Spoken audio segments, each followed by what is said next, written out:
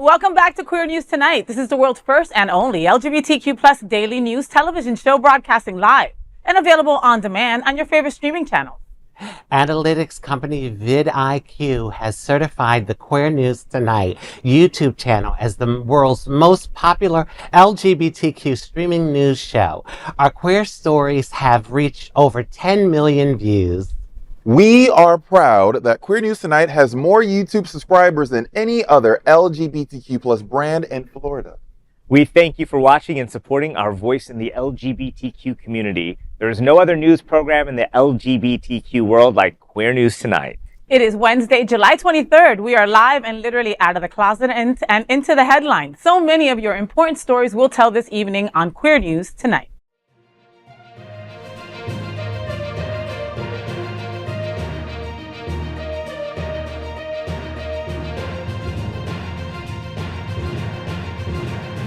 You're watching Queer News Tonight, the world's first daily LGBTQ evening news show. Welcome to the world's most important LGBTQ evening news show. Hotspots Magazine, Happening Out Television Network, is a nonprofit 501c3 media company in the same model as PBS and NPR, but designed for the LGBTQ community. Our nonprofit mission is to support the 11 pillars of our LGBTQ plus community. We want to inform and educate on the key issues of lesbian, trans, Latino, Black, healthcare, seniors, students, faith, social justice, business, and queer culture. Help us support our diverse community. We are part of one of the largest LGBTQ nonprofit media companies in America, Hotspots Magazine and Happening Out Television Network. In 2025, our magazine is celebrating 40 years of the LGBTQ experience, and Queer News Tonight is celebrating our 5th anniversary with more than 10,000 LGBTQ television stories. We present Pride Fete in August, and we declare that love is in the air with Pride Fort Lauderdale on Valentine's Day, February 14th.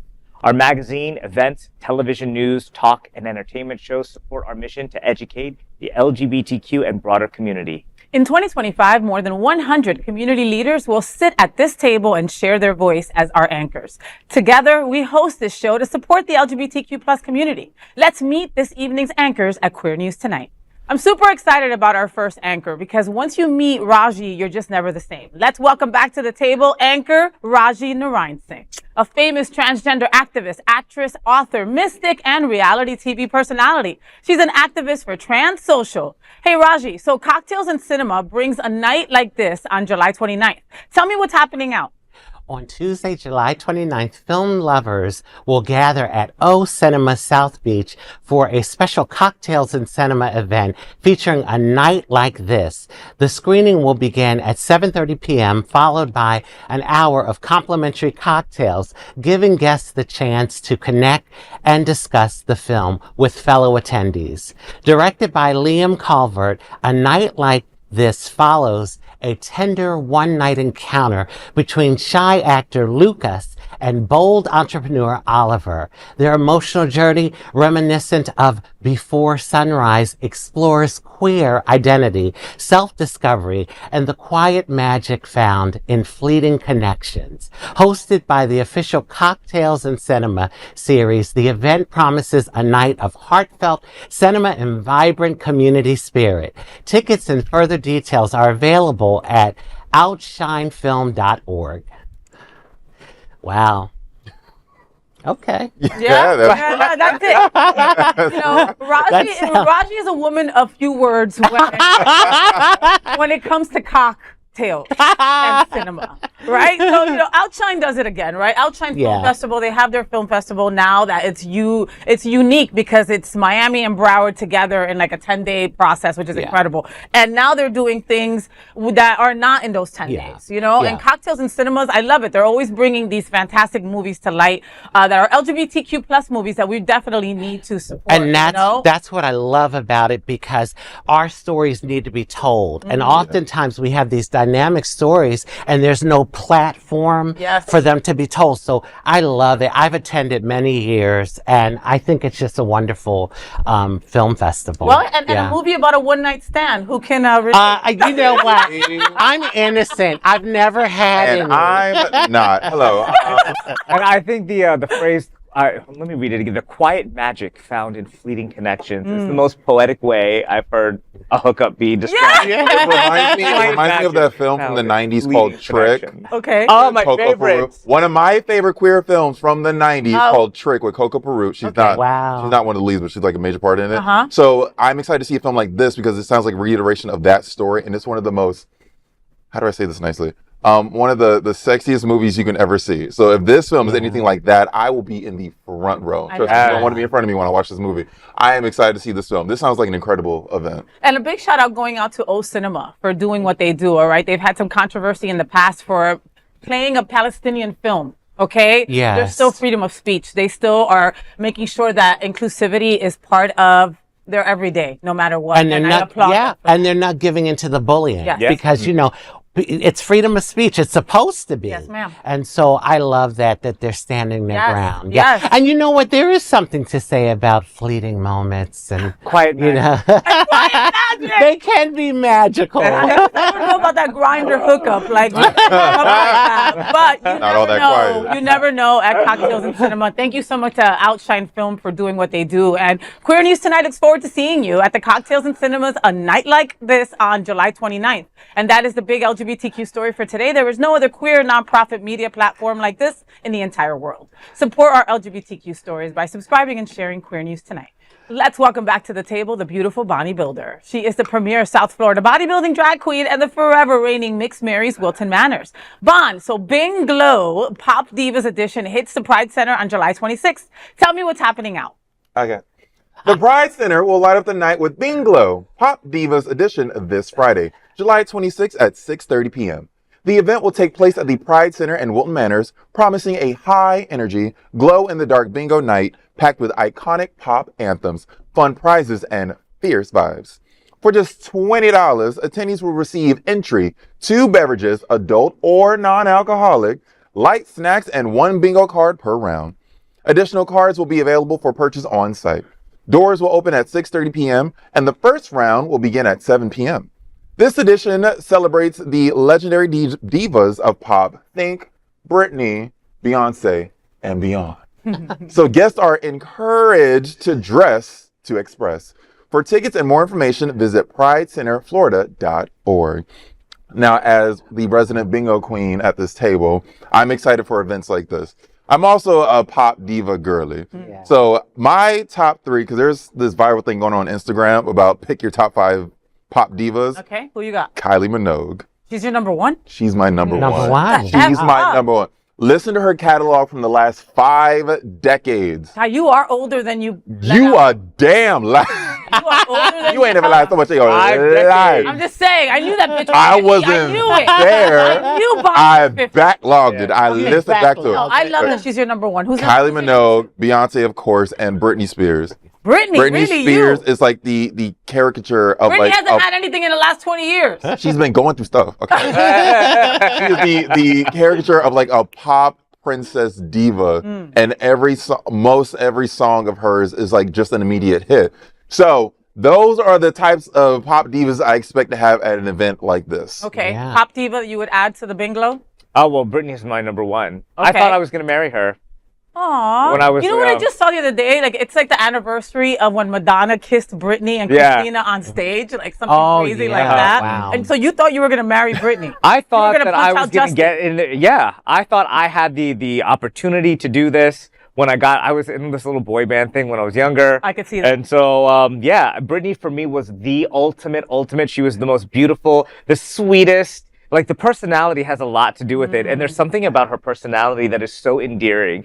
And just that little baby voice is so cute. Yeah, and the crazy helps too. Yeah. Right? Rajee? Love that song. Well, Pop divas? Okay, so first comes to mind Madonna. Okay. I have to, because she was during my time, Borderline and Like a Virgin. Oh my God, all those just take me back. And, but as far as voice, and like really powerful voice top diva, it would be Mariah Carey. There you go. Yeah, I There you think, go. yeah. And I think yeah. all of those divas are going to be represented at BINGLO Oh, for yeah. sure, right? I don't, you know. Whitney is the I vocal. was going to say, Yeah. add some For Whitney. me, Whitney's number one vocal. Add some Whitney. I don't think and of her you're as good. pop though. She's like Exactly. She's like That's why I beyond said pop. pop. So I don't think of her as Beyond pop. She's Yeah. beyond that. Yeah. Yeah. But still play her at this Still event, play her. BINGLO. She still got the hits. Well, it Still says play Divas her. and beyond. She's the beyond. She's a beyond. Yeah. She's She's beyond. way beyond, all right? And Queer News Tonight looks forward to seeing you all at BINGLO Pop Divas Edition on July 26th. That is the big LGBTQ story for today. There is no other queer nonprofit media platform like this in the entire world. Support our LGBTQ stories by subscribing and sharing Queer News Tonight. Let's welcome anchor TriniDaddy. He's a violinist and a pianist with the Miami City Ballet and is the program director for the Seminole Theater Players in Homestead. TriniDaddy, feel-good musical Sister Act, oh my God, one of my favorites, set to shine at Seminole Theater on July 27th. Tell me what's happening out. The Seminole Theater will come alive with music, laughter, and sisterhood as Sister Act takes the stage on Sunday, July 27th. Actually, it is the 25th through the 27th, Friday, Saturday, and Sunday.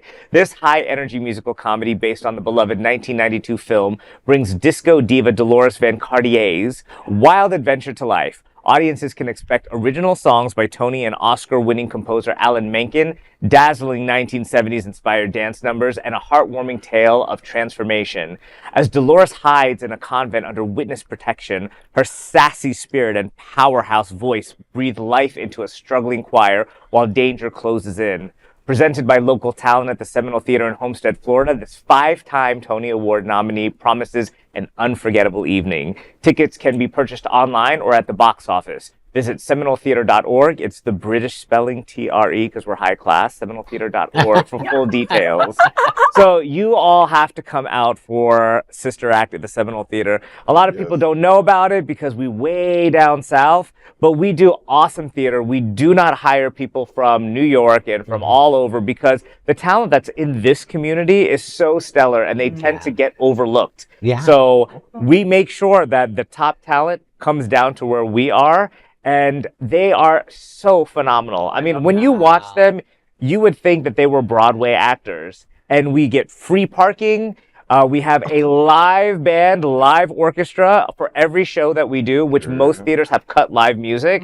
So we can craft our whole original experience for you. It's a little different from the movie in that it takes place in the 1970s. So all our music is disco. Oh, how cool. It's wow. disco, it's jive, it's Bee Gees. They That's added a nice spin. Yes, on and it. they have new characters. They have these 3 thugs that are like they sing like the Bee Gees, but they have different accents that are crawling on the ground. It's like a mix between villains and Chippendales. Oh, wow. hey, sexy guys. I love it. And they even have Dolores Van Cartier in some of her dream sequences saying like, gay boys! And there's like a whole shout out to the gay boys I out love there. that. It is so much fun. It's love that. hilarious. I love that. So it takes the movie and just elevates it because, you know, you think about the Broadway, like you think about the movie as being more musical than it is, but there are only like 2 songs in it. So we just fill it out and give you the full fantasy. that's Come on beautiful. down to Homestead, people. I love the No, I love the movie, of so I can course. imagine that the musical sounds like it's Well, phenomenal. the musical is phenomenal, okay? And if the Seminole Theater Players got a hold of it like they did, then they're even going to elevate it even more, all right? It's worth the trip going all the way down there. I grab my passport, I take a drink and a snack, and I'm there before I know it, all right? Yeah. I've talked a lot of smack about the Seminole Theater, but honestly, I've seen some incredible work there, and they go above and beyond. And I didn't even know about it being local talent. I mean, that's how great the folks that they choose for these spots are. So, I mean, come on, think about Whoopi. You know, think about Whoopi Goldberg back in the day in Sister Act. Think about Lauryn Hill in Sister Act too. You know what I mean? Think about the free parking. Ah, That's the biggest that's what I was selling thinking too. Hello. And our Dolores has boobies just like you. So when she's Really? in that habit and she is like grooving to that music, it is hilarious. Oh, let me to see shake a everything little. going up and down all around. I love that. I love Yeah. that. And, listen, and one more thing, the theater isn't a place where you can go grab a bite beforehand or grab a bite after. Make an evening of it, right? And if they're playing Sister Act on Friday, Saturday, and Sunday, you got a bunch of different time slots that you can choose from. A matinee on Sunday, or maybe go after church, whatever it is. Check it out. What's the website again, Trini? Seminole Theater, TRE, British spelling, .org. fancy. We fancy like that. And I love the Rajee? fact that you know, you put the disco spin on it. with Yeah. the Bee Gees and stuff. Yes. That's different. And you know, Alan Menken, he wrote the music to The Little Mermaid, to Beauty and the Beast, Little Shop of Horrors. So, you know, you've got good quality going into all of this here. It's so much fun. Well, and you're a part of it, and you're good quality. I'm How the about musical that? director are. and the producer, and I am high quality. And he's high quality. There you go. All right. Well, Queer High News tonight. quality. Look, Queer News tonight looks forward to seeing you at the Sister Act at Seminole Theater on July 27th. But it starts July 25th, so you have July 25th through the 27th to get your tickets. And that is the big LGBTQ story for today. There is no other queer nonprofit media platform like this in the entire world. Support our LGBTQ stories by subscribing and sharing Queer News Tonight. And of course, let's welcome tonight's lead anchor, FayWhat.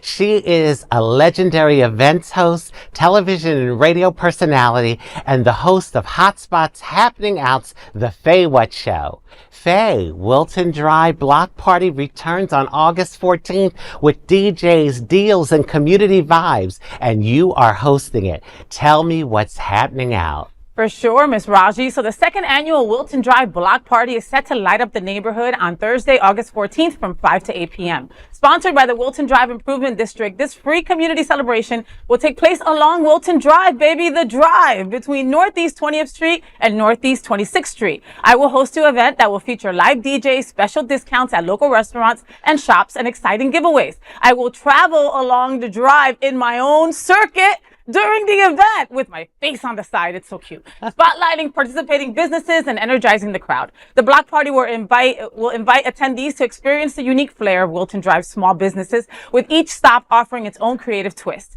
Be it a flash sale or a pop-up event or a festive decor, DJs are going to be stationed at select points and will keep the party vibe alive all evening. More details on wiltondrive.org. So big shout out to the folks putting this together. Thank you so much for allowing me to be the host again for a second time. The last time I did this block party was the day after that we lost to Trump.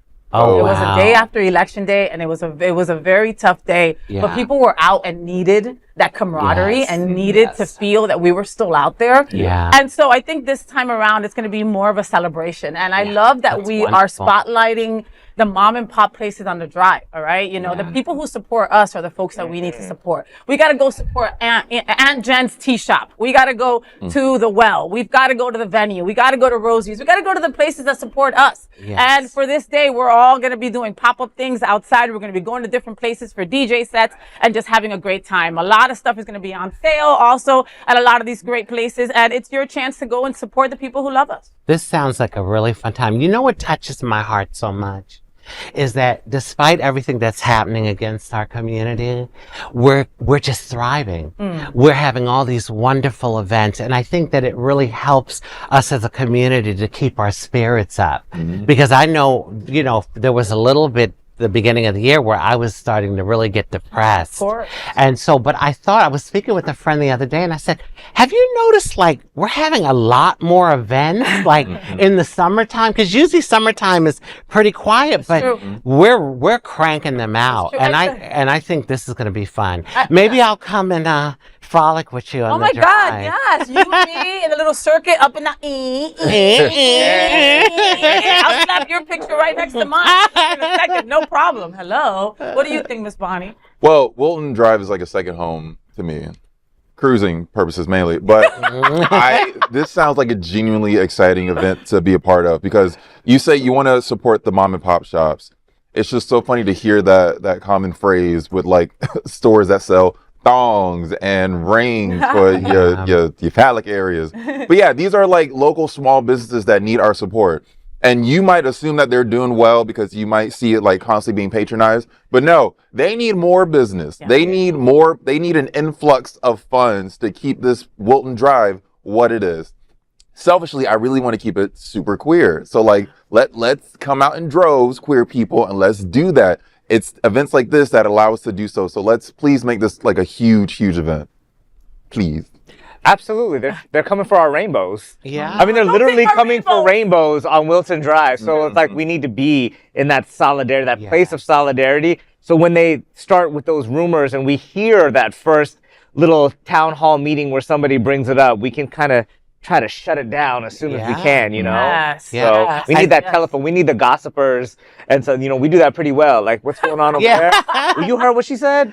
Like, Yeah. you know, Wow, we right? do that. We know how to spread the tea real quick. Yes. We do. I have family and friends that are like, Rajee, like, why don't you leave that state? Like, how can you stay? And I try to explain to them that we're in our own little bubble here. You know, Wilton Manors is a blessing for us because, you know, I can walk through Wilton Manors and feel relatively safe. There's neighborhoods that I'll think twice about walking through. And so I don't take it for granted. I'm so thankful to the community and to all the wonderful storefronts, Of you course, know. and a big shout out going out to Wilton Drive Improvement Group, Claudia Castillo, and all those folks out there for putting this together and knowing how important it is. Like Rajee said, it's summertime. Usually it's the latter of the year when there's less events. But I think with that guy in the White House, I think a lot of us are like, no, we need to be out more. I've noticed we need to it. be seen more. You know, he's not going to make us shun away from being our true selves. I think that's what's going on. And if you want to meet TriniDaddy and me, Tranny,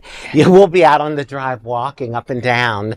Absolutely. Hand in hand. All right, Rajee. Hey, listen, you can't say Tranny. I'm the only one that can say it. Anyway, queer news tonight looks forward to seeing you at Wilton Drive Block Party on August 14th. That is a big LGBT story for today. I'm cracking up. There is no other queer nonprofit media platform like this in the entire world. Support our LGBTQ stories by subscribing and sharing Queer News Tonight.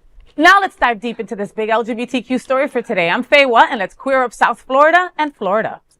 West Palm Beach caves to MAGA and removes rainbow crosswalks. Another Florida city is preparing to scrub rainbow crosswalks from its streets, but not its heart. West Palm Beach announced it will remove the LGBTQ rainbow-colored crosswalks at Spruce Avenue and Northwood Road to comply with a new Florida law. The law, backed by Governor Ron DeSantis and reinforced by U.S. Transportation Secretary Sean Duffy, prohibits non-standard surface markings that officials claim may distract drivers. But instead of letting the colors fade away, city leaders are reimagining the tribute. The rainbow brick concept will soon reappear in nearby Serenity Park.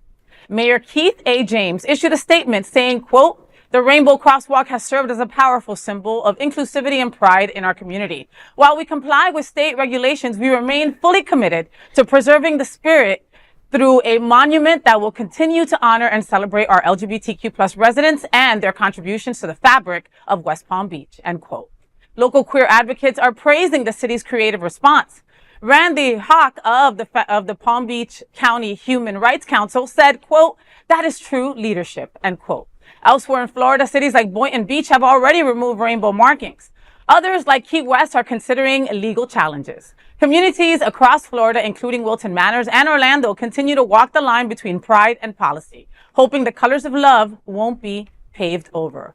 You know, let's be real that this rainbow ban isn't about traffic safety. It's about erasing queer visibility. It's about erasing us, you know, but baby, the gays don't just cross the street. We own it, baby. In a 2023 GLAAD survey, 71% of LGBTQ plus adults said anti-LGBTQ laws negatively affected their mental health, right? And these crosswalks aren't distractions. They're lifelines to many of us when we just walk across the street, you know? You know, big shout out going out to West Palm Beach and all the people behind it, right? For like just thinking quick, right? Like by, you know, because my initial thought, and I'm embarrassed to say it, when I was first about to read the story, I was like, here we go, somebody else kissing the ring. Right? Somebody else, like, you know, like I always attribute it to dog stuff, you know, automatically giving the belly, right? Like, you know, but then like, they have to do certain things, right? There are laws being put in place. They're put in place to protect us and all that, blah, blah, blah. But they thought quick on their feet. Let's do something else real quick to make sure that our LGBTQ plus residents still feel seen, that the history is still preserved to some degree, and, you know, and move forward. You know, this can't be easy either, you know? I think we have to do that. We have to find strategic ways to beat them at their game, because these people are hateful. They're attacking LGBTQ people and black and brown people, and anyone that tries to argue that, I don't want to hear the bullshit. I'm sorry, it's BS. It's BS because their actions speak louder than words. I look at people's actions. You can stand up all day long and say it's about safety. I know it's not. It's about coming for our community. Yeah, and like you were saying before about us being in this little bubble down here, right? Yeah. Florida's a big ass state, right? Yeah, it And is. you see where this hate is coming from. Like, Yeah. Palm Beach had their pride and they had to jump through hoops. They got so many obstacles put in their way, so much funding that was pulled that they had to go and raise the money on their own to be able to have pride, yet they're still fighting. And this bubble is so beautiful. We have FayWhat, we have Bonnie Builder, we have TriniDaddy along the with brown people. Tranny. So this is such a beautiful community. Look at the diversity. And on top of it, like you said, Faye, this is a brown table today. Hey, don't adjust your screen. Look at us, right? Trini, what do you think about this paper boy? I think that I would love somebody on MSNBC, seeing somebody to pull up the police reports to see how many accidents actually happened in that rainbow Yeah, crosswalk. point. All right, I want somebody to actually show the receipts and say, you know what? I know what you're doing. We all know what you're doing, but we just want to call it out, put it on the chyron, and just show that they're just being discriminating, Exactly. discriminatory against the LGBT community. I somewhat understand in Palm Beach because that's where Trump lives. Yeah. Right? That's his Mar-a-Lago's home. right there. Yeah. And with the Dade County kind of turning red with a certain type of MAGA cult group rising in there, I'm interested with Key West because Key West, I go there all the time, and they are so laid back. They are so gay friendly there. They're not. They're notoriously conservative. They're very Trump. Have you looked at the windows? Like all the Trump shirts? That's- and all I haven't seen any of that. Key West used to be very gay back in the day. Well, I unfortunately, it's not spend anymore. most of my time in the gay area there. Yeah. So that's where the rainbow crosswalk is, and everything is right in that little space there. So I'm just kind of curious. They said that they would be interested in, maybe fighting back and doing They some are, legal presently, challenges yeah. and seeing how that works out. And I'm hoping that maybe they might be a little a chink in the armor to just say, hey, you know what? Maybe we have some more grounds, and maybe it'll spread a little bit further. Yeah, or maybe they'll be scared to do that. I mean, like the Broward County right now is being looked at, right? They're checking all the finances in Broward, right? And people are saying that the reason is because it's a very blue area. Right? They're not checking Miami right now, right? And Miami went red, pow, like right off the gate, right out the gate. So it's like, like what do these cities do? Like they need the support and help of our governor, right?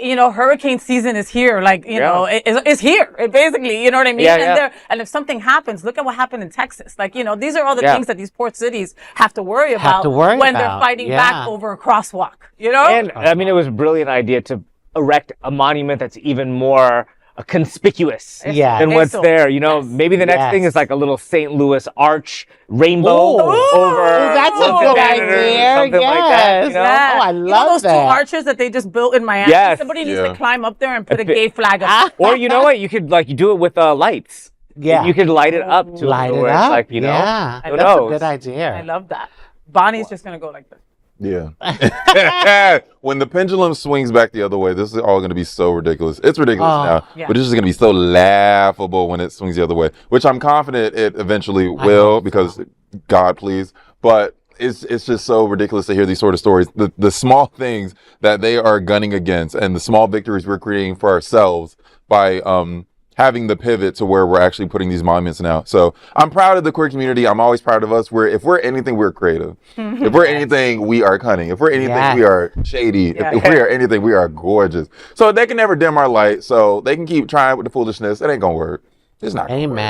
Amen. Well, and that is the big LGBTQ story for today. There is no other queer nonprofit media platform like this in the entire world. Support our LGBTQ stories by subscribing and sharing Queer News Tonight. Now let's dive deep into this big LGBTQ story for today. I'm Rajee Narinesingh, and let's queer up trans rights. U.S. Olympic Committee bows to Trump, bans trans women.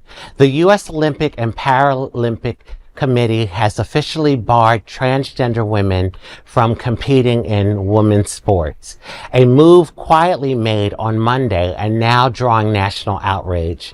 The change came in response to the Executive Order 14201 signed by Donald Trump earlier this year.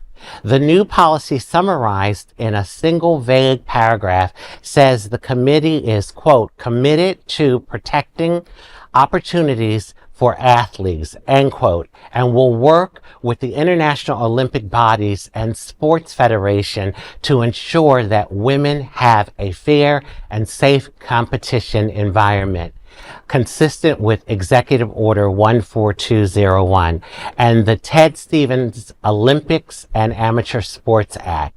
Trump's executive order signed February 5th threatens federal funding for trans-inclusive sports programs and falsely claims that trans women whom the order misgenders as men have invaded more than 11,000 competitions. He also repeated a baseless rumor that a male boxer won a women's gold medal in Paris. In reality, the boxer Imani Khalif is a cisgendered woman who was targeted by far-right misinformation. The National Women's Law Center has condemned the Olympic Committee's decision. CEO Fatima Graves said, quote, "The world is watching with alarm at the loss of freedom and opportunity in our country, especially as the United States is expected to host future Olympic events." End quote. The committee will learn, as so many other institutions have, that there is no benefit in appeasing the endless shifting and Putinist demands coming out of the White House.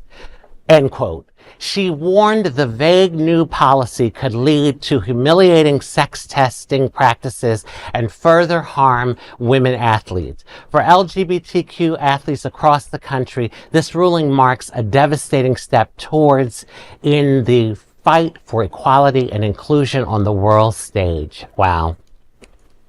Okay. Oh, this topic is just such a hot button topic. Even with amongst us trans women, there's some trans women that don't necessarily support fully trans women playing with cisgendered women. I am on the fence a little.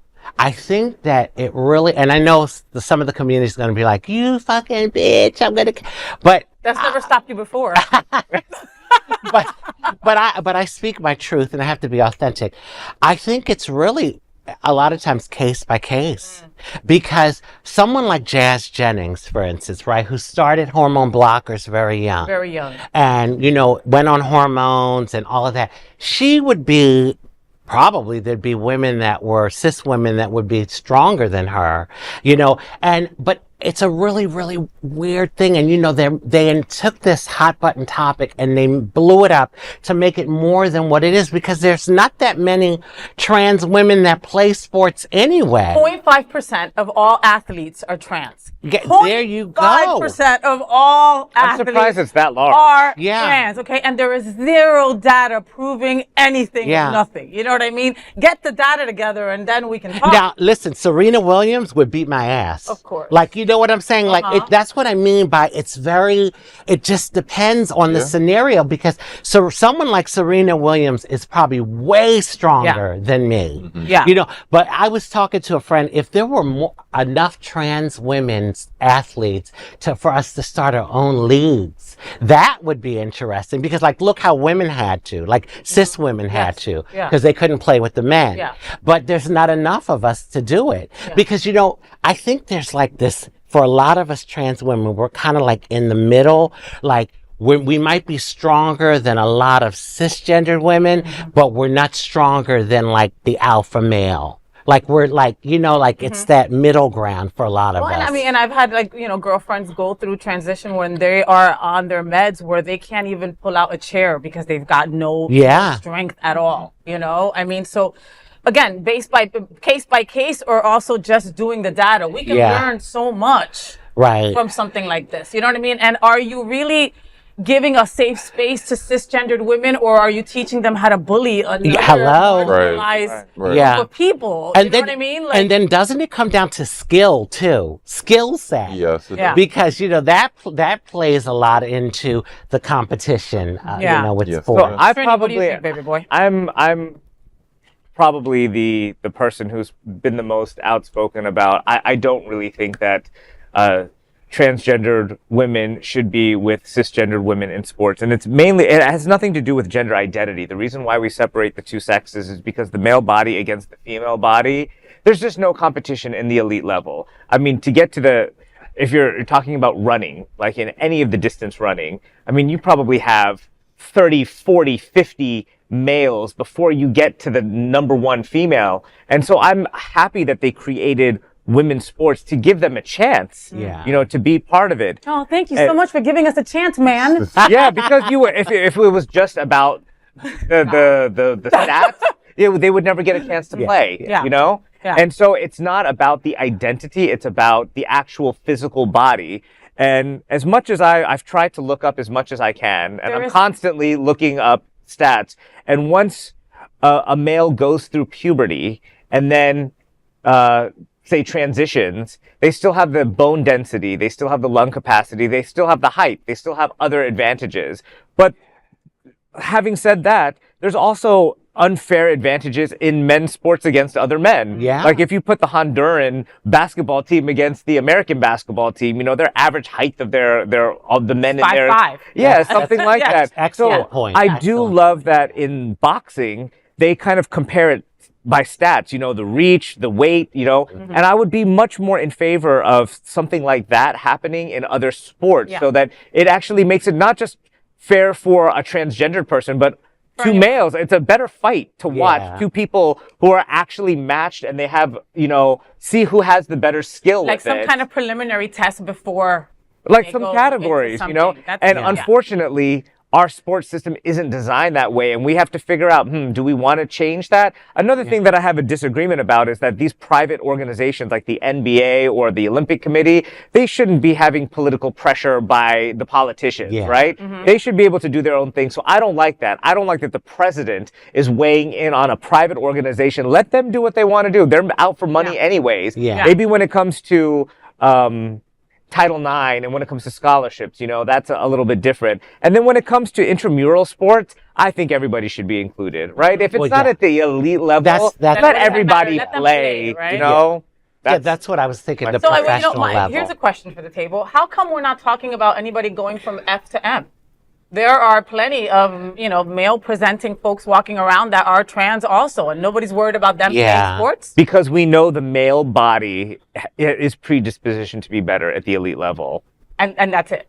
That's why they don't care. That's why they don't care. I also think it has a lot to do with misogyny.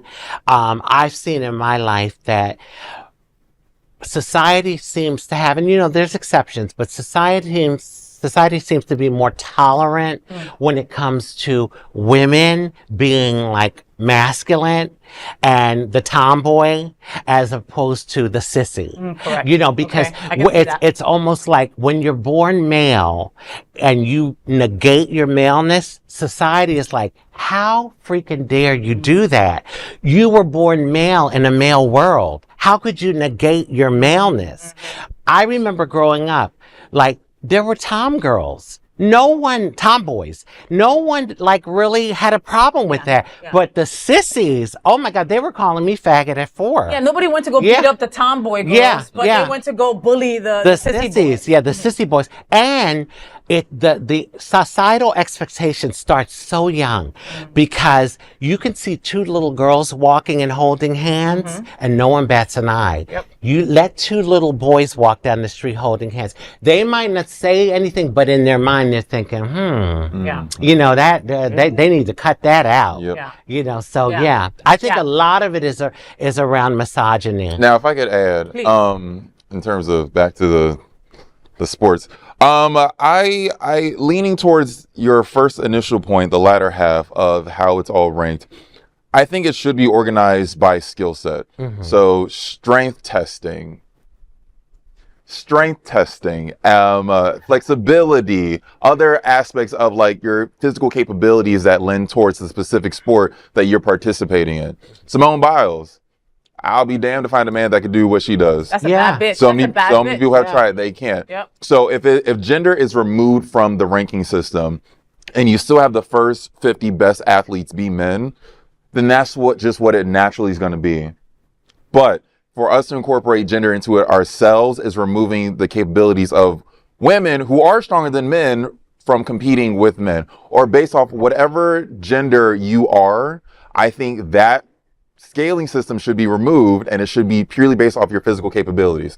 If I'm stronger than you, if you're stronger than me, the strongest one goes to the Olympics. It doesn't matter what's below the table. Whoever is best at the sport is who they send up there. So then wouldn't that pretty much take out women from sports? Like 90% of women against the men, 95% of women? Well, you're thinking all sports and all the events lend towards male. There are a number of sports that don't require you to be a man to be successful. Golf. Well, yeah, there but I are mean, like, quite a bit of Olympic sports. But I mean, some of the main ones that we watch, like those. Well, I don't get watch. knocked. No, you can't say Oh, that. okay. Despite what is popular or not, there are a number of sports that do not require you to be a man to be successful at it. Sure. Yeah. So at that point, regardless, have the best athletes do it, and in that are gonna be women. Okay, there are some women that are stronger. Than you. Yeah, You have to- there are you some have to bad- agree Sure. with that. I mean, I'm totally fine if a woman can play in the NFL and be on a male sports team. You know, it's one of these biological situations. It is skewed when it comes to physical activity towards men. And you have to agree, we don't have the data. Yeah. We don't have Well, we the have data. some data that shows We don't that have male enough data. bodies because because- you're talking about cis women in general being able to. What do you Okay, but there picture are a some cis bodybuilding woman's women body that are looks cisgender like? women that could beat the ass of men. They're not all built Yes, like I'm femininely like talking about Faye. in Like, when we're they when we're in the broad. elite world. They are not there. Okay, but there are a few. There are a few, and they should be allowed to compete if they want And to. I agree with that. I'm just saying it doesn't go the other way. It goes only one way. But again, 0.5%. Yeah. Okay, are transgender. Okay, and we're gonna get to the point where they're gonna go, okay, time to check. You know what I mean? Yeah. Pull down your pants. Like, are we Yeah. gonna get to that point? Well, I don't know if you all remember that runner, Casper was the last name, in South Africa. This was some years ago. And when I saw her, I thought it was a man running. And there was a big thing where they ended up having to test her to make sure she was a woman. I don't know if you all remember the story, but they did. And it come to find out she was female, but she had the X. And the Y. Yeah, she had the X. And that was the That's same the exact same with thing Imani as Khalid. Yeah. So we Yeah. did plenty of stories on that poor girl. Yeah. And they changed her life forever. Okay, her career is effed. And then Let's you be have real, intersex, you know? like Yeah. true intersex, Yeah. that's a whole. I mean, that's maybe 0.01% of all trans people. But there's a- and but- so there, what do you but- do with that? but- And I don't have the answer. Well, intersex is much more common than you think. Okay, it's just as common as having green eyes or red hair. To be okay, take a trans. I mean, help me I've- here. It's a trans social does these trans classes and courses. Yeah. And Oh, yeah. yeah. We be have. able to learn about it. Okay, and so. If we want to go into intersex, you know that doctors are just able to pick whichever one they want without asking the parent first. So then this person that goes along life with the wrong thing between their legs, and in their mind they're not. Yeah. You know, That- and they're not even checked, and it's like, and then they go through their lives in the wrong body. And listen, there's a variety of intersex people, because there's the ones that are born with both genitals.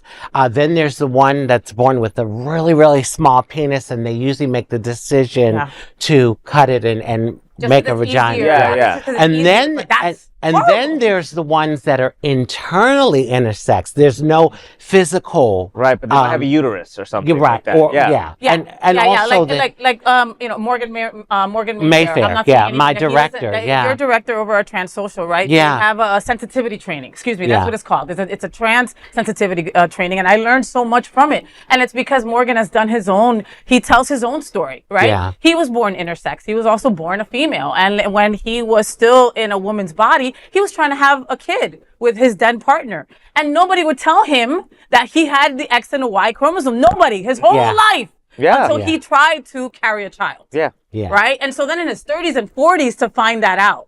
And then, doing the research and finding out, and then putting together the sensitivity training to find out that it's more common than we thought. And there's nobody fighting for the rights of that baby right when they're born, and giving the doctor just, okay, yeah, cut that one And- off because it's hanging out. No Yeah, problem. Make them a girl. And that Crazy. goes back to misogyny because they're like, oh, the penis is way too small. That penis is a micro penis.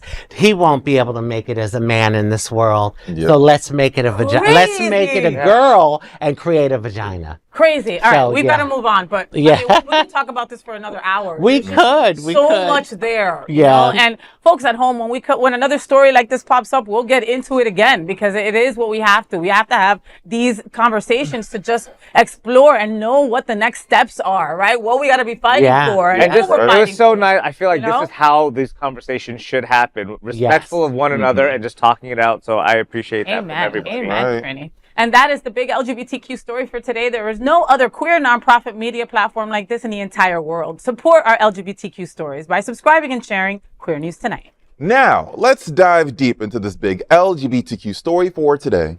I'm Bonnie Builder, and let's queer up gay culture. The old gays serve sass, sex, and queer history on new podcasts.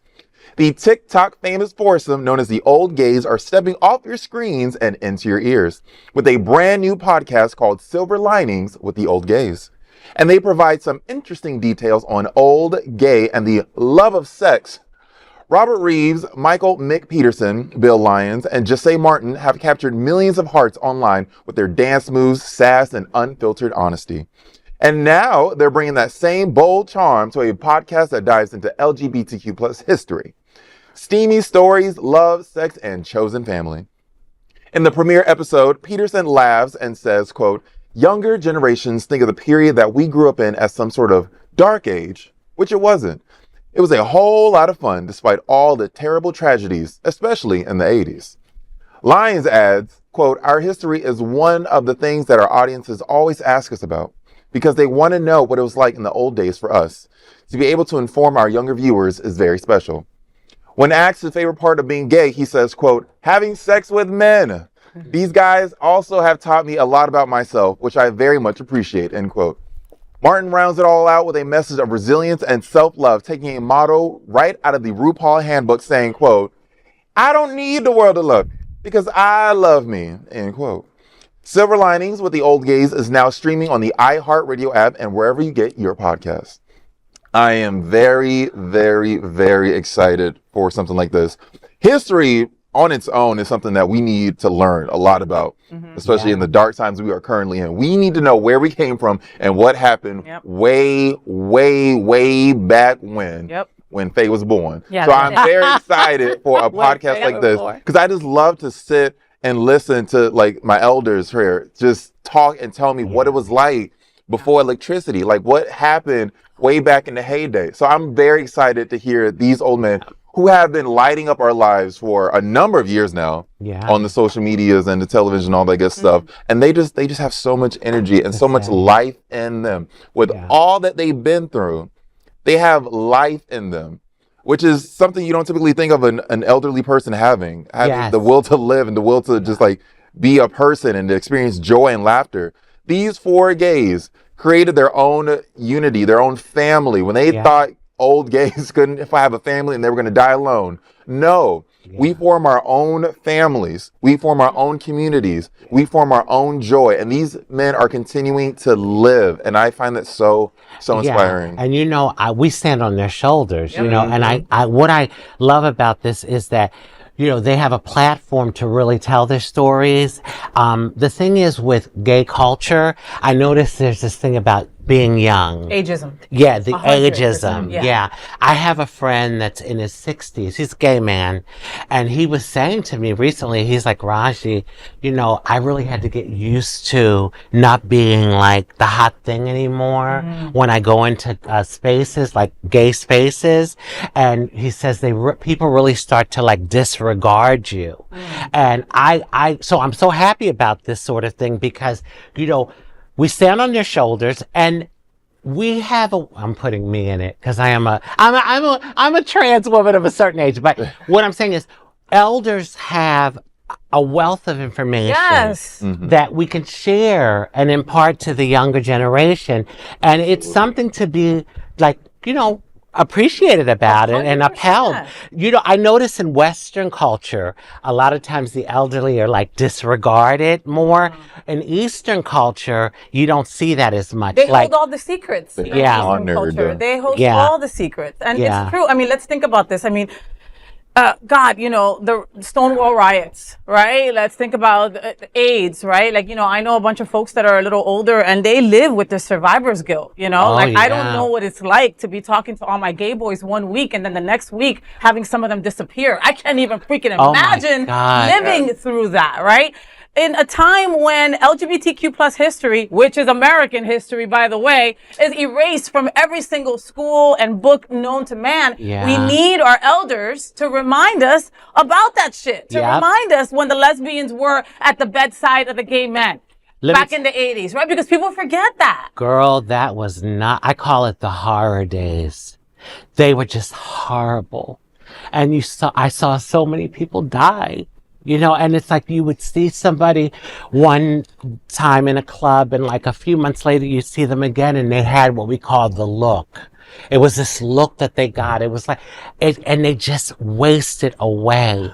And it was just so many people that just lost their lives. And so we've come so far when it comes to HIV health and the medications and all, but I always remind people, listen, there were so many people that died that we stand on their shoulders because it was no joke. And society didn't give a damn because for the longest, it was the gay disease. And they actually called it that. It was Yeah, like they the gay did. cancer or some Yeah. shit like They that. did. Like, Only homosexuals got that disease. And I think, well, there were a few things that happened, like Magic getting it. That was a wake-up call. And also when Ryan White got it, the little kid, because people can open their hearts to children.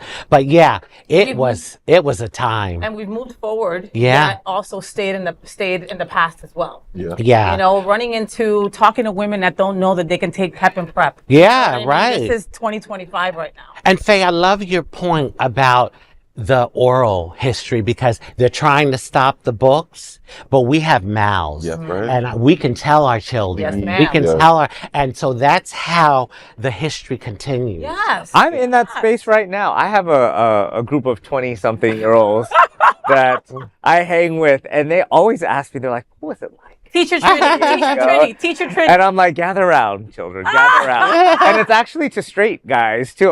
Most of them are straight, you know. And they're like, what was it like? Like, was there internet? I was like, it wasn't an internet when I was, you know, when I was in college. Like, it had just started, but it didn't have all the Yeah. social media and apps and everything. I know I will 100% be one of these old gays when I'm older, and I know I will be probably sucked and tucked and everything, and I will make sure that I'm the trade of the old guys, because that's just what I'm gonna do, Oh, because I'm probably trade. ageist too, Right. you know. Trini trade. Listen, That'll be your new no, name. but frown don't frown, and you Yeah. still be sexy as hell. So it'll be Yeah. a good. That's thing. what I think. And also, I've been realizing, like, the other day, I mean, it's such a little side comment, but there was this young guy who I thought was really cute.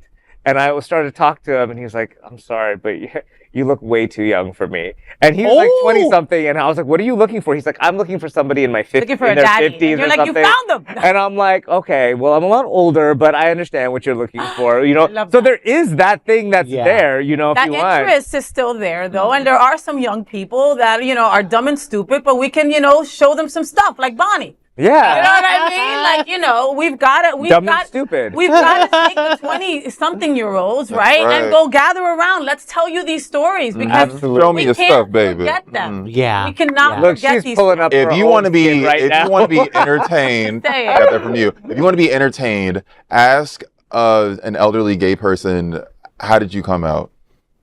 No two stories will be the same, and it'll be the Yeah. most entertaining, engaging, probably heartbreaking story you've ever heard. And authentic. Authentic, true to life. Just sit down with some older people and be like, what was it like coming out for you? When you're in an environment where you can talk to like just queer people in general, just start asking like, what was the coming out experience for you like?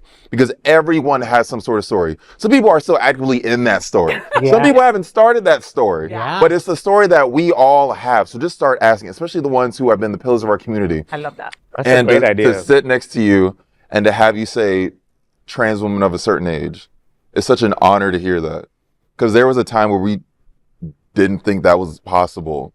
Yeah. So to have trans women, the trans community growing old is such an honor. Oh my God, Bonnie. That's such a huge thing. You hit on it because the average lifespan for a trans woman of color is 35. Yep. So, honey, I'm a dinosaur. I'm old. I mean, I feel like that. I mean, because, you know, to know that I lived beyond that. And so that's a great point you made, that finally we're seeing trans people become elderly, like grow into Absolutely. seniors. Yeah. No, not enough of you. Yeah. How about that? Not We need enough. more. Not We need enough all of to you. report. All of you. Yeah. But thank you so much for sharing all your wisdom on a Yes. regular Oh, basis. my all of pleasure. Us and anybody who will listen. Sharing is caring. Follow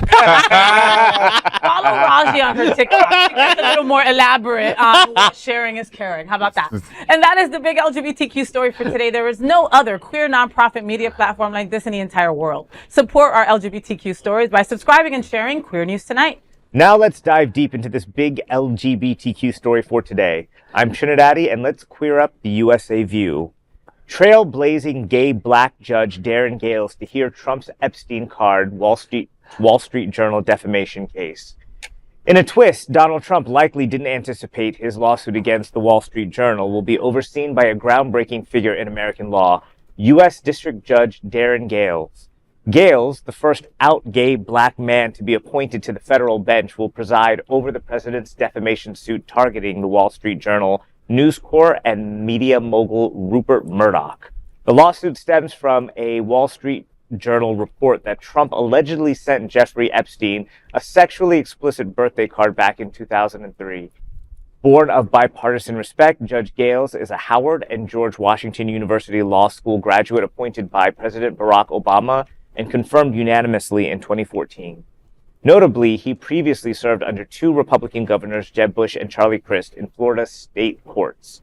This isn't his first Trump-related case. In 2023, Gayles handled Trump's $500 million lawsuit against former lawyer Michael Cohen. That case was abruptly dropped by Trump just before he was set to be deposed. Trump's current suit, filed in southern Florida, seeks over $20 billion with a B in damages, and many believe he filed there hoping to draw Judge Aileen Cannon, a previous Trump appointee. But now the case is with Judge Gayles, who's known for his firm yet fair hand. As for the report in question, the Wall Street Journal claims Trump's note to Epstein featured a drawing of a nude woman with his signature mimicking pubic hair and cryptic lines like, quote, "A pal is a wonderful thing. Happy birthday. And may every day be another wonderful secret," end quote. Trump has denied it all, calling the story, quote, "fake, defamatory, and a hoax." Well, I don't know.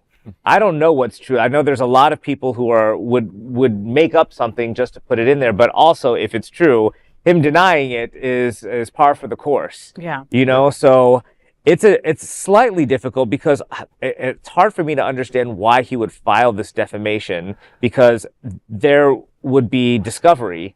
And that means that the courts all have to, the lawyers, the counsel, can go into every little single thing that he did with Epstein, every travel log, everything, you know, to see what might be helpful in determining whether this is true or not. So I don't know if he just opened himself up to a lot more investigation, or if there's a deeper game plan. I think we all can see that there is something going on with the whole Epstein release of files. Maybe, I know a lot of people claim he must be a pedophile. I don't know if that's what, for me, it doesn't seem so probable that that's actually what it is, but it seems that he's connected to something. Yeah. Or maybe he knows about something. And I think if deep MAGA QAnon knows that he knew something about it and he was quiet during that whole time, that maybe that would be the thing that kind of the tipping point. His demise. Yes, right? you know, and so I think that's what he's trying to cover up. That's my speculation. Yeah. I don't know if that's true, but it's a difficult case to prove, because this was how many years ago? Yeah. And Epstein is dead, and now they are subpoenaing Ghislaine Maxwell to a hearing, and she could possibly get a plea deal. So that gives her motive to maybe not be as truthful when she testifies about what's going on. 100%. So you just don't know what the truth is going to be, and how this all plays out is anybody's I'm guess shocked to that- me. Like, I mean, okay, Gaylen, how do you say her name? Jelaine Ghislaine Maxwell, right? I mean, okay, she's in jail for something that didn't happen then. Okay, you know what I mean? Yeah. There's a list, there's no list. Bondi says there's a list, all of a sudden there's no list. Okay, there's a goddamn list somewhere, right? Somebody Yeah. knows who's on that list, and obviously Trump is on it. He's disgusting, okay? He's Yeah. always been with younger women. He's always, you know, little secrets are good, you know, writing pubic hairs on the thing. He's always doodling. He says he doesn't doodle. There's a million doodles out there of him doodling. Supposedly he doesn't doodle, you know? I mean, of course Maxwell is going to do whatever she's got to do to get out of prison at this point. I mean, now she knows. Epstein killed himself. You know, I kind of thought she was going to do the same. Honestly, but women are less likely to do that kind of stuff, you know? But, I mean, now Trump was expecting a MAGA-loving judge, and he ended up with a gay black guy, you know, at the helm. You know what I mean? Like, how are you going to try to shut him down? Because that's his M.O. You know, it's scaring people into kissing the ring. You want to continue to be a judge, you're going to shut the F up. Yeah. You know, or you're going to rule, or you're not going to rule against me, you know? And Rupert Murdoch, dude, you got the money, man. Do not roll over. Do not kiss the goddamn ring. Now, that's the most interesting part to me. Tell me. Is that Rupert Murdoch, who owns Fox News. Yes. Now, if he's in this billion-dollar feud with him, if Rupert Murdoch decides I'm turning and just going scorched earth, now that's Fox. Now he's telling Fox, you know, you're going to have to start running the Epstein story because they have subverted it. Yeah. You know, they're not mentioning it. So now he's going to say, you know what? Open up the floodgates, and now I'm writing your paychecks. Yeah. You guys have to go anti Trump on Look what happened with Colbert. Look what happened with Colbert. Yeah. And you've got Elon Musk, who they were kind of a team. So now if you get these big players in the conservative world that are going against Trump, you know, that may be the silver lining But for at us. the end of the day, they will shut the F up if money's involved. And they will support Trump if money's involved. At the end of the day, they don't give a shit about anybody aside from their pockets. That's the, you know. But who knows where the money's going to go? Even Elon might come back. I wouldn't put that against them, you know? Yeah. Bonnie, you're nodding, Bonnie. What are you thinking? I'm just tired of getting my hopes up. Like, I'm gonna say something so ignorant. When originally this Epstein story came about, this was like 5, 6, 7 years ago. I avoided it like the plague. And to be very honest with you, Ed and Ed, I was like, this sounds like some straight people shit. So I did not give a good goddamn. I understand that there's people who are endangered by this. I did not think to invest myself in the story at all. As it resurfaced, I actually had to have one of my straight best friends, hey Miles, explain to me what the whole thing was. And as it's unfurling, I'm like, yeah, this seems all very plausible. Plausible. See, I ain't saying he did or not. I'm saying very plausible. Yeah. But I'm just really tired of getting my hopes up.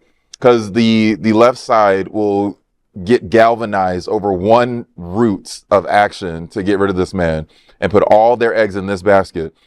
And when the eggs fall out the bottom of that basket, then we're like, oh, well, on to the next thing. It's like, no, we need to be coming for this man every which way. Yeah. Don't let this man breathe, stay on his neck. There are other things to come after this man for. This is a major one, but like there are so many things that we can do at the same time. Let's stop putting all of our eggs in one singular basket. It's a very nice basket, I understand that. But there are other nice baskets that we can use to whoop his ass with, to get him, okay?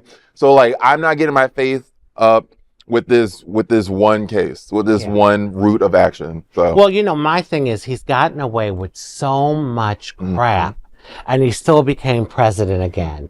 And you know, we'd be surprised the crap that goes around the shit that goes around behind the scenes. 35 charges against him. Yes, and he's still our president.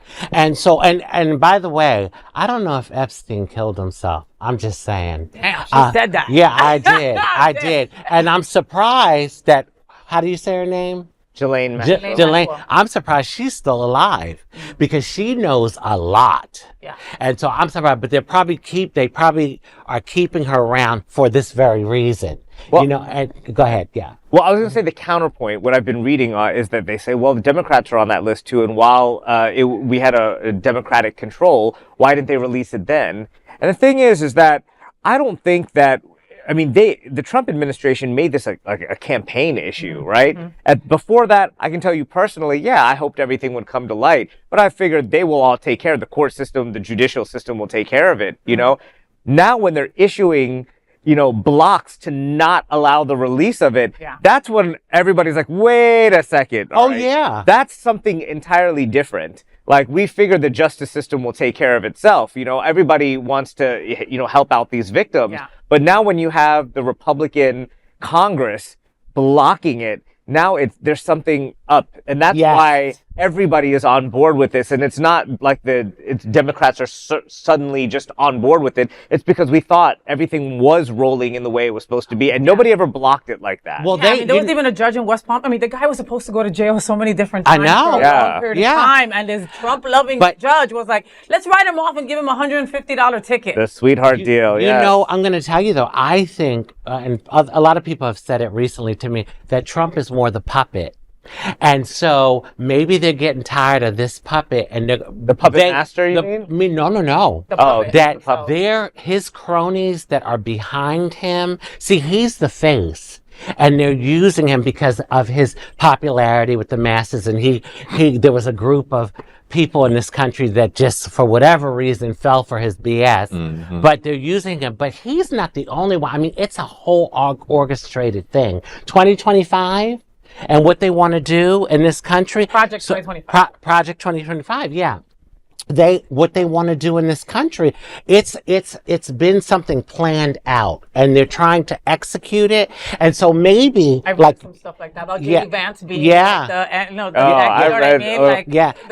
you may be hitting on something that his demise might be coming now, because they may. I'm not like Bonnie. I'm not putting my eggs in the basket for that. But the thing is, it's Palm Beach. This is where he's from. This is where Epstein's from. There's a lot of connections between all of these rich folk that are out there. So I think that, to me, is more where the scandal is coming from, is the connection between all of them. Well, it's time to, tape up that basket and don't let the eggs fall out. How about that, all right? And that is the big LGBTQ story for today. There is no other queer nonprofit media platform like this in the entire world. Support our LGBTQ stories by subscribing and sharing Queer News Tonight. Now let's dive deep into this big LGBTQ story for today. I'm FayWhat, and let's queer up South Florida and Florida. Vice Mayor of Vero Beach under fire over LGBTQ plus event at her bar. The Vice Mayor of Vero Beach, Florida, is facing mounting pressure and a state investigation after hosting an LGBTQ event at her restaurant last month. Vice Mayor Linda Moore, who owned the Kilted Mermaid, has been subpoenaed by the Florida Attorney General's office.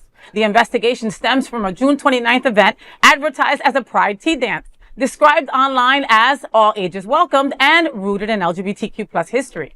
Attorney General James Uthmeyer alleges, quote, there is evidence that at the Pride tea dance on June 29th, 2025, sexualized adult performers wore revealed and burlesque outfits while interacting with the children. In Florida, we don't sacrifice the innocence of children for perversions of some demented adults, end quote. Moore denies any wrongdoing and says the event has taken place for 5 years without any issue. Quote, gay pride is all ages to a certain point in the evening. Perhaps it shouldn't have said all ages on the flyer, end quote. Despite calls for her resignation, Moore told a packed city meeting, quote, no, I'm not resigning. Not gonna happen. I love this job, end quote. Supporters say the backlash is politically driven and part of a larger attack on LGBTQ visibility. Meanwhile, the Florida law banning children from adult live performances remains blocked by federal courts, with critics calling it vague and unconstitutional. Moore is due in court August 8th.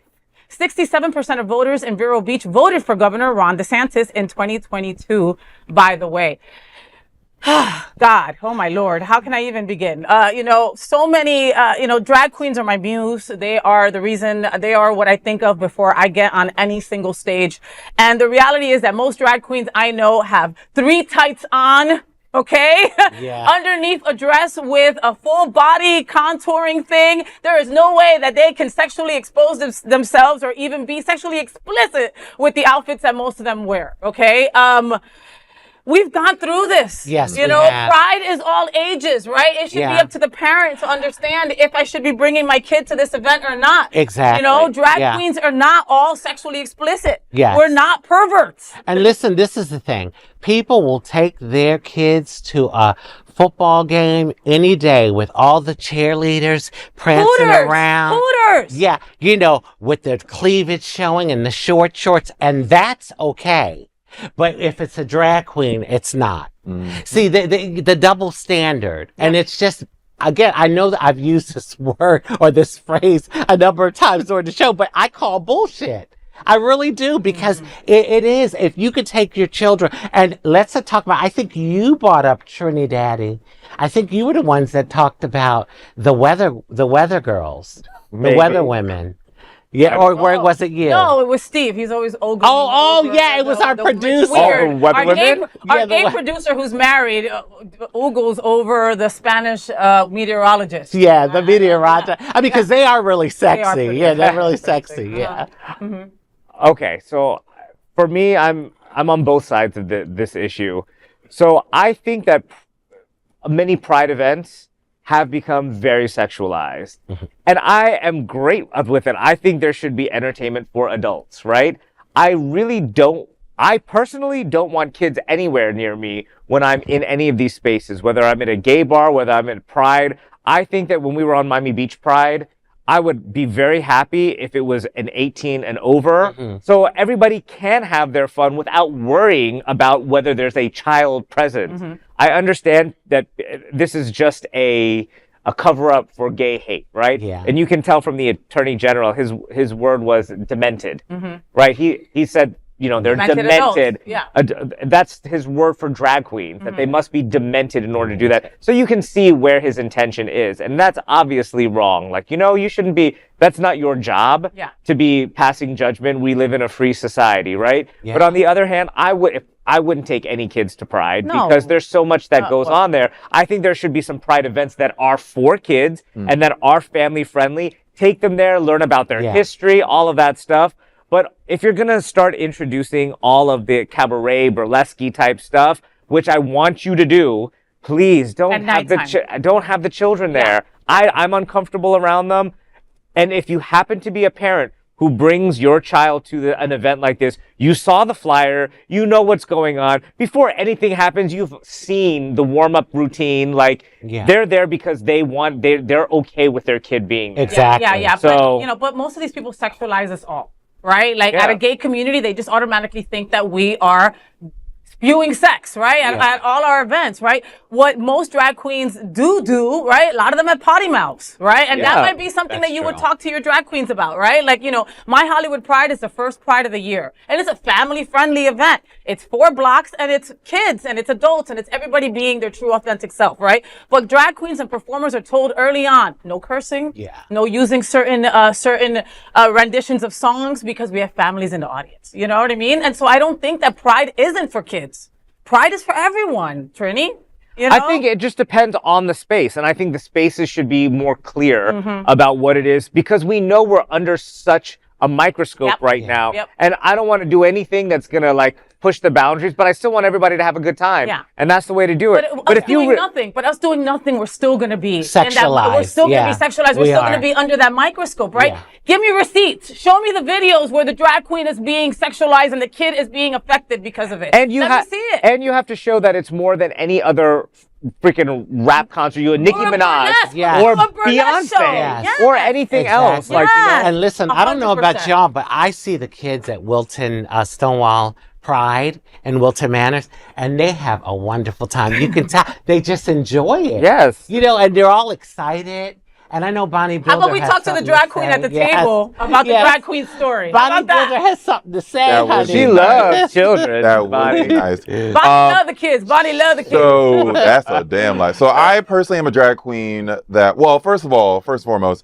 I'm a chameleon for the bag. You tell me what type of event you're booking me for, I will adjust to that. I have performed at family-friendly venues, family-friendly private parties. I have performed and hosted at adult venues and adult parties. I have outfits for every occasion.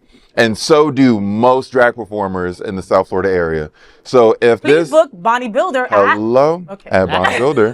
So if this business owner would have informed the performers, hey, this is like a community event, there may be children there, which I'm just going to assume that she did, then I am going to believe that my performer siblings would have dressed for the occasion. Now, to these conservatives, We see a drag queen in a bodysuit and we think like, oh, that's just a drag queen in a bodysuit. That's what they wear. They see a bodysuit and they're like, oh, public nudity, public indecency, all that stuff. Wow. So we are a bit jaded to the outfits that performers wear. Okay. On that same note, these conservatives will go to venues where there are cis performers dressed very provocatively, and they are jaded to that. So they are not jaded to what we do, they're jaded to their own doing. So that contributes to the hypocrisy in which falls out their mouth. Also, the stupidity contributes to the hypocrisy that falls out of their mouth. However, when you have these community spaces, I'm going to defend my people, us performers. We know how to dress for the event. If we are informed, we have outfits for every occasion. When I perform at the Gathering on South Beach at Trivia, that is a 21 and up space. That is an adult space. So I'm going to dress the part. When I'm out doing Tribe Tea Lounge, a kava bar up in Margate, that's more open to the community. Anybody can walk through the door. I dress appropriately for that. But they're not going to hear any of this. They don't care to hear any of this. They're just gonna see a queer spectacle, call us crazy, and deem us inappropriate. Yeah, and that's it. And it doesn't help because it's also another kind of witch hunt because she's the mayor. That's right. You know, so maybe she just said, hey, let's have pride, let's do it big, 2025, and they're going to go target her establishment because she owns that bar and restaurant.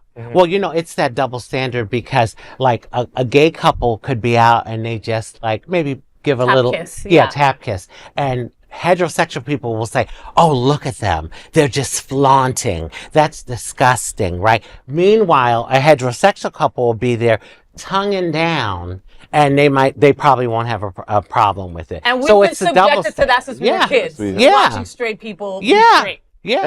That's the reason why it took me a long time to come out is because like we don't talk about this enough. Yes. But it's straight people sexualize gay people. And that was the most uncomfortable thing for me because I was kind of conservative, not in my political views, but in the way I carry myself.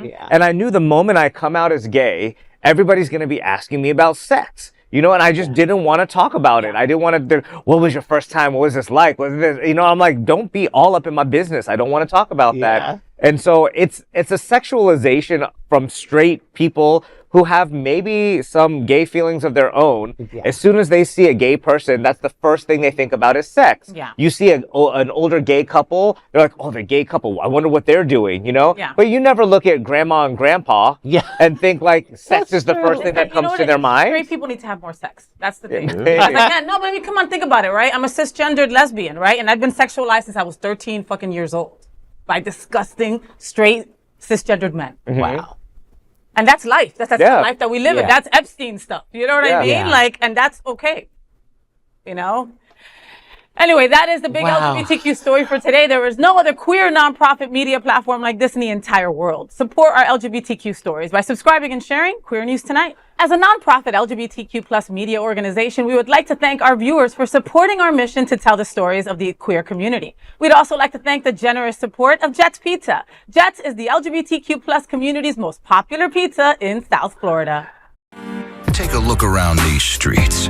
Do you really think we woke up one day and said, yeah, the world needs more pizza? Nah, just a better one. Better, like the world's best pizza, Jet's Detroit-style pizza. Hand-pressed and baked to the thickest, crispiest crunch. You're welcome. Now visit jetspizza.com and save. Click on hot deals for special offers in your area. Jets, better because it has to be. Those are today's headlines from Queer News Tonight. These anchors represent the best of our LGBTQ community. If our community is important to you, share this news with your friends and family. Join the conversation on your favorite streaming platform. Queer News Tonight is the only live LGBTQ plus digital television show in the world that is out of the closet and into the headlines. We need your support. If our community is to grow and then thrive, we must tell our stories and bring them to the attention of the broader world. This is the only place in these world that tells these types of LGBTQ stories in motion and sound. That is the passion of Hotspots Magazine, Happening Out Television Network, and Queer News Tonight. I'm your anchor, FayWhat! And on behalf of these LGBTQ reporters, the incredible anchors of Queer News Tonight, including Rajee Narinesingh, bodybuilder, and TriniDaddy. We will see you daily at 8 p.m. to our LGBTQ plus world. We hope that you will join us by embracing love, generosity, bravery, by being transformative, and of course, being queer. Good night. Love, peace, and